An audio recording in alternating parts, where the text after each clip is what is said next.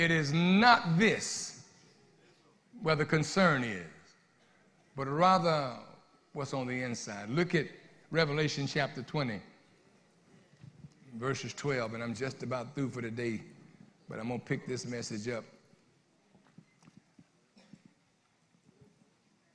I need you to understand that the most precious commodity you have is not this flesh. It's not this body, but it's your soul. Look up here at my nose. Look at me. I got news for you. Your soul and your spirit will never visit here. The real you will never see the inside of this thing here. Never. Renford? Yes, sir. But this part, unless Maxine says different, unless she wants to burn you up, this part of you will wind up there. Now, if she chooses to burn you up, you're going to wind up here. The shell. But what will never see the inside of an urn, Angela, what will never see the inside of a casket is what's on the inside of you. Your soul was never promised to go back to the dust. Your body, yes. I'm going to tell you again, what you bury is not what's going to come back up again. What you put in here. You see, the point I wanted to make is that many people have the misguided understanding that as long as I put daddy and mama or my husband and wife in there, when the trumpet sounds, they're going to get up out of the casket. And so conversely, this must be a sin because there ain't nothing left to get up but dust.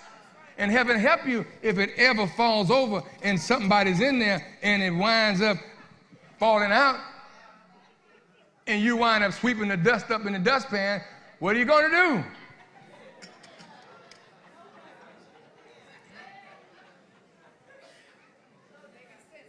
Let me tell you something.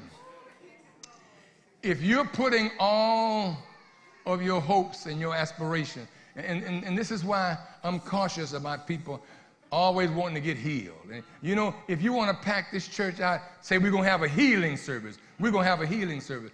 Well, eventually, even after you're healed, you're still going here or there.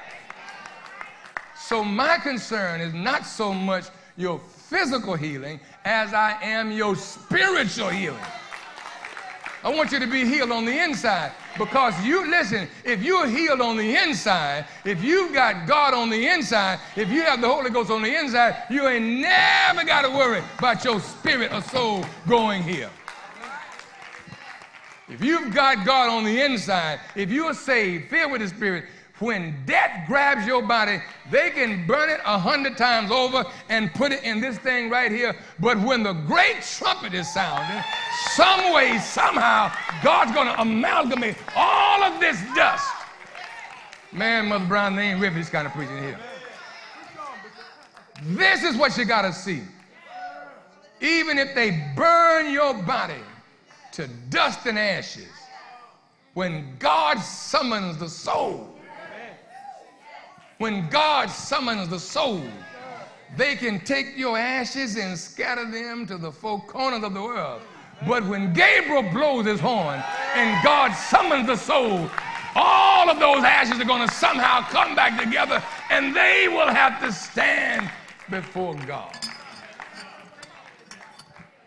That's what you got to worry about. Let me read this verse, and I think I'm going to quit for today. I want you to see I'm not finished. I'm just quitting. I read to you this verse in Revelation 20 and 12.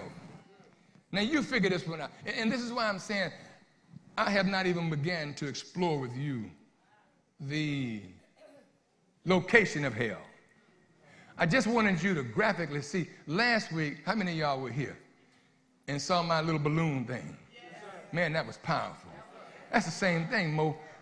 When your body pops, when the air comes out, you'll never see your soul leave, but it's gone. Ain't a soul nowhere never been buried in one of these things. These things are foreign to souls. Souls have a whole